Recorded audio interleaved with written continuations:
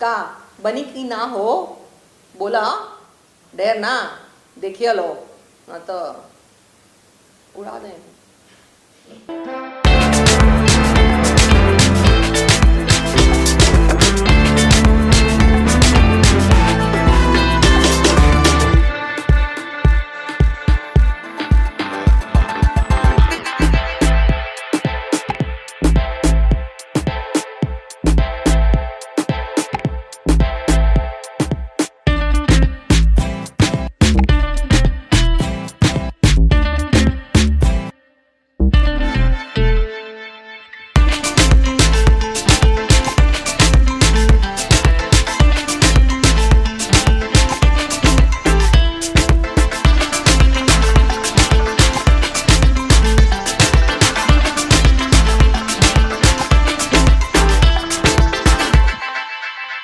Hello everyone, कैसे आप लोग? All good all good. Ma'am, एक सॉन्ग आपका आ रहा है होली का जी. जो कि आप बड़ी उम्मीदें हैं और पोस्टर से भी इस बात का अंदाजा हो गया था कि एक बड़ा ब्लास्ट इस बार होली पर पार्टी के लिए लेके आ रहे हैं. मैं चाहता हूँ आप खुद भी इसके बारे में थोड़ा सा बताएं. ये बहुत ब्यूटीफुल सॉन्ग है. जैसे मैंने इसका थीम और ट्यून सुनी, मैंने कहा ये गाना तो करना बनता ही है. सो ऐसे ही जिक्र करी थी कि होली का टाइम आ गया है और होली में कोई गाना मैंने बहुत टाइम से कभी किया नहीं है. और जब 2025 की शुरुआत इतनी सुंदर हो ही चुकी है करेजवा के गाने से, तो why not some Holi song. और ऐसे ही जिक्र कर रही थी और उतने में मुझे समर जी से बात हुई और उन्होंने कहा कि मेरे पास एक गाना है जो मैं आपके लिए ही सोच रहा था, अगर आपको इंटरेस्ट है तो आपको सुनना चाहिए. और मैंने उस गाने को सुना. जैसे गाना सुना मैंने कहा कि ये गाना है, बजट तो पेश करते रहेंगे हम लोग लेकिन जीएसटी तो कटना चाहिए. और इसी पे ये गाना है, बहुत सुंदर गाना है जिसका टाइटल रखा है 28% जीएसटी कटेला.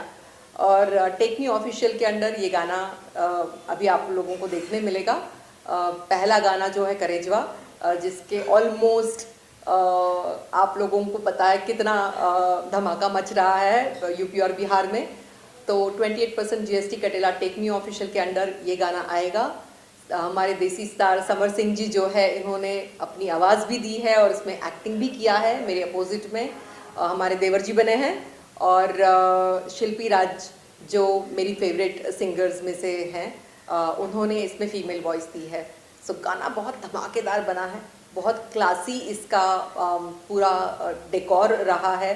बहुत सुंदर मुझे लगा उसका जो एग्जीक्यूशन किया है, शूट, वीडियो डायरेक्टर और जिस तरीके से उन्होंने काम किया है वो बहुत ब्यूटीफुल हुआ है. आशीष सत्यार्थी जी ने किया है. तो आप लोगों को बनता है कि गाना देखिए.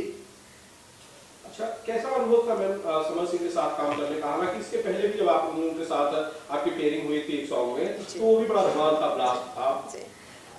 समर जी बहुत डाउन टू अर्थ इंसान है. मतलब पहली बार जब मैं उस सॉन्ग में मिली थी उनको, कमरिया लेफ्ट राइट, तो बहुत सपोर्टिव. सबसे पहले वो बहुत ज़रूरी होता है फॉर अ को स्टार. जब आप एक्ट करते हैं किसी के साथ में तो एक बॉन्डिंग अच्छी होनी चाहिए, 1-to-1 कोऑर्डिनेशन अच्छा होना चाहिए. तो वो जब होता है तो आपका गाना और अच्छा हो पाता है, बिकॉज आप उस सीन को और जमा सकते हैं और इनपुट दे सकते हैं. और no doubt he has got great qualities, great coordination. तो मेरा वो गाना भी जो पहले हुआ था वो बहुत सुंदर बना था और बहुत हिट हुआ था. तो इसी तरीके से ये गाना इस बार हम लोगों ने किया. हम लोगों ने इसको पूरा दिन और ऑलमोस्ट आधे से ज़्यादा रात दी और इस गाने को पूरी अलग अलग लोकेशंस पे अलग अलग कॉस्ट्यूम्स में शूट किया है. मुझे लगता है होली के पॉइंट ऑफ व्यू से सबसे बड़ा धमाकेदार बोलते हैं ना, जो टाइम इन्वेस्टमेंट वाइज और मनी इन्वेस्टमेंट वाइज, वो मुझे लगता है कि काफ़ी अच्छा इसमें रहा है. आप लोगों ने होली भी खेली है इस गाने में, कैसा एक्सपीरियंस था होली खेलने का? और होली का पहला गाना, if I am not wrong, अगर उस बारे में कुछ बताएं कि कितना एंजॉय किया आप लोगों ने सेट पे? सेट पे ऑफ कोर्स गाने के स्टेप्स इतने मज़ेदार थे. और सबसे इम्पॉर्टेंट जो है इसमें, नॉर्मली जो मतलब बातचीत होती है वो बातचीत है. तो कुछ छेड़छाड़, कुछ इस तरीके के डायलॉग्स हैं जो इतने इम्प्रॉम्प्टू लगते हैं और इतने कॉमेडी लगते हैं कि वो आपका गाने का जो पेप है वो और डबल कर देते हैं. तो मैंने होली का इस टाइप का गाना अभी तक नहीं देखा है और अभी तक किया नहीं है. मतलब मेरे करियर स्पैन में भी मैंने होली के बहुत सारे गाने किए हैं, शूट के दौरान, मूवीज़ के दौरान सॉन्ग्स की शूटिंग भी की है. लेकिन मेरे लिए अब तक मेरी जितनी होलीज़ के सॉन्ग शूट मैंने किए हैं, उसमें से मेरा सबसे बेस्ट गाना अगर मैं कोई बोलूँगी तो वो मेरा ये है। इतना मज़ेदार गाना है वो। बाकी जी इसके अलावा जैसे मैंने कहा कि होली में आपका ये गाना तो आ ही रहा है, इसके अलावा होली में क्या क्या प्लान्स हैं और पहले की क्या क्या मेमोरीज रही है होली को लेकर, अगर कुछ शेयर करना चाहें? होली में सबसे ज़्यादा तो धमाल मस्ती होती है, तो मैं प्रेफर करती हूँ कि मैं कोई शो ना लूँ। जब शो नहीं लेते हैं तो आप खुद एंजॉय कर सकते हैं अपनी फैमिली के साथ में। यहाँ मुंबई में एक अलग ही मज़ा दिखाई देता है उसका। जैसे यूपी बिहार में तो हम लोग जब पहले जाते थे तो हम लोग शूटिंग के दौरान क्या करते कि शूट करते थे, जैसे पैकअप हुआ वैसे सब वेट करते थे कि जैसे तो हम लोग पार्टी थ्रो करने वाले हैं। ये डिसाइड होता था कि हम जिस शूट पे हैं वहाँ पे पार्टी रात को होगी और पूरा वहाँ पे धमाल मस्ती पार्टी एंजॉय करते थे और दूसरे दिन का शूट रिक्वेस्ट करके प्रोड्यूसर को थोड़ा लेट रखवाते थे। लेकिन अब यहाँ मुंबई में नॉर्मली जहाँ पर भी हम होते हैं तो it's like a celebrity event. क्या आप एक होली एक जगह पे नहीं जा सकते हो, आप भले वो टाइम्स की होली हो, यहाँ मतलब इट्स लाइक आप सब जगह पे हॉप कर रहे हो और ट्रैफिक जैम रहता है, लेकिन उसमें सब दोस्त रास्ते में मिले या पार्टीज में मिले, इट्स अलग fun. And of course family के मेंबर्स भी वहाँ पे आपको वहीं टकराते हैं, वहीं मिलते हैं, सभी लोग एक दूसरे की पार्टीज में जाते हैं। और मुझे लगता है सबसे बड़ा ब्लास्ट जो है मैंने मुंबई में देखा है, इस पार्टीज का मज़ा अलग और कहीं नहीं मिलता। और मुझे लगता है कि होली का दिन सब लोगों का काम छोड़ छाड़ के ना कलर्स और अपना एंजॉयमेंट में सेलिब्रेट करना चाहिए। हाँ। It's different fun.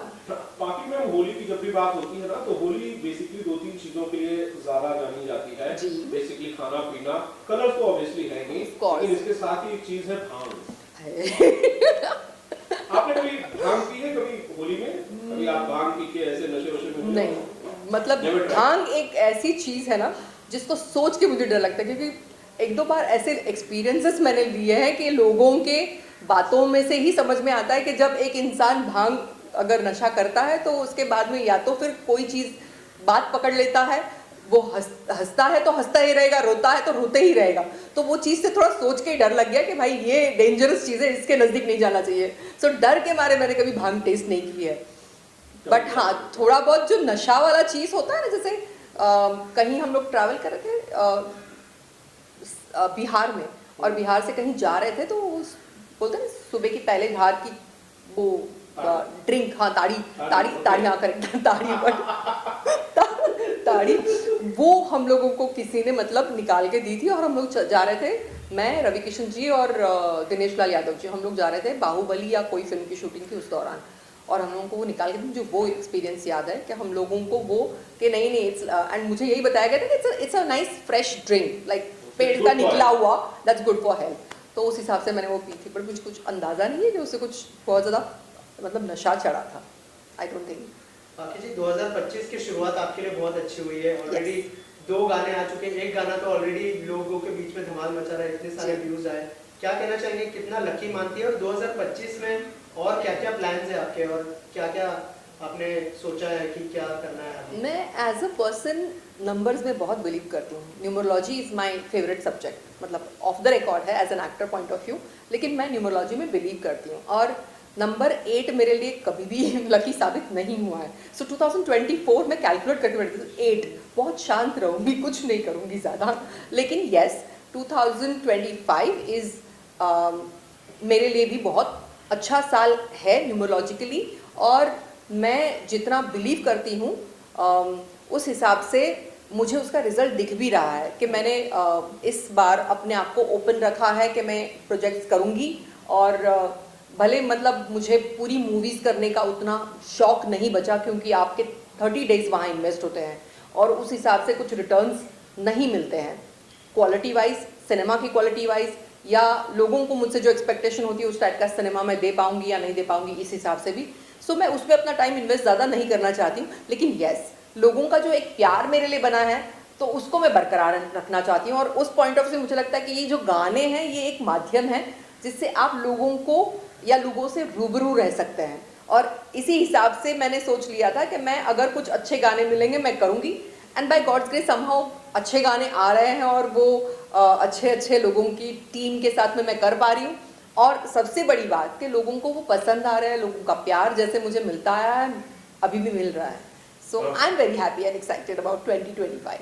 बाकी मैम अभी जो आपका गाना है आटा करेजुआ, हाँ जी। बहुत सी पोस्टिंग आए, बहुत से ऑडियंस का ये वो जानना चाहते हैं कि पाखी मैम की जो खूबसूरती है, खूबसूरती तो अच्छी है, साथ में फिटनेस बहुत अच्छा है, क्या आप कुछ टिप देना चाहेंगे उनको? मैं जेन्युइनली बताऊं, फिटनेस तो मैं अभी ख्याल इसलिए नहीं कर पा रही हूँ बहुत ज़्यादा, क्योंकि मेरी हेल्थ इश्यूज अभी कुछ हैं, जिसके वजह से मैं जो मैं मेरा फॉन्ड ऑफ सब्जेक्ट था जिम करना, मैं नॉर्मली 2 से 3 घंटे जिम करती थी क्योंकि मुझे बहुत अच्छा लगता है, मैं स्पोर्ट्स पर्सन रही हूँ। लेकिन कुछ स्पाइन इश्यूज में नर्व फंसने के वजह से मैं अब उसका मतलब वो नहीं कर पाती हूँ, और उस बात का मुझे बड़ा गम रहता है कि मैं उतनी एक्टिव नहीं रह पाती हूँ। लेकिन हाँ, लाइफ है, लाइफ को आपको एक्सेप्ट करना चाहिए, कभी चैलेंजेस ये आते हैं तो उनको भी लेते हुए आपको आगे बढ़ना है। तो मैं बड़े पॉजिटिवली उन चीज़ों को लेके फिटनेस वाइज ये ध्यान रखती हूँ कि खान पान अच्छा हो, फ्रेश खाना खाएं, आप ये फूड्स जो पैकेट वाले होते हैं वो उनका कभी सेवन ना करें, अरेटेड ड्रिंक्स ना पिए। और फिटनेस का सबसे बड़ा मूल मंत्र है कि आपकी यहाँ से खुशी, आप किसी के ऊपर जाने से जितने परेशान होते हो उससे बेटर है कि यार अपने आगे बढ़ने के लिए कुछ करिए और उसमें खुश रहिए, तो सबसे ज़्यादा खुशी आपके चेहरे पे तभी आएगी। और मुझे लगता है मेरी खुशी का राज यही है कि मैं अपने मस्त रहती हूँ।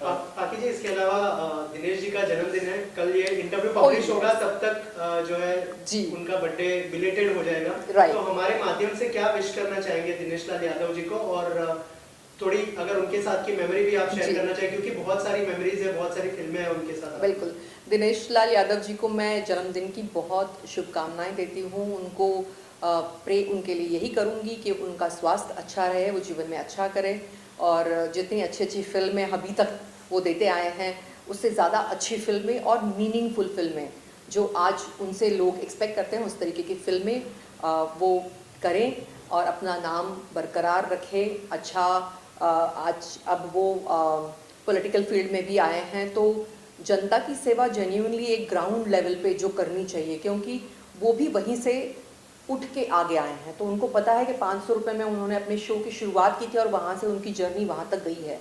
तो बेसिक प्रॉब्लम्स क्या है और क्या होती है वहाँ के लोगों की, वो प्रॉब्लम्स को वो समझ के उनके मार्गदर्शक और उनके एक लीडर बने, ऐसा नेता बने कि वो लोगों को जो उनकी ज़रूरतें हैं उनसे उनको रूबरू कराएं, उनको वो देने के लिए, उनके हक के लिए लड़ें।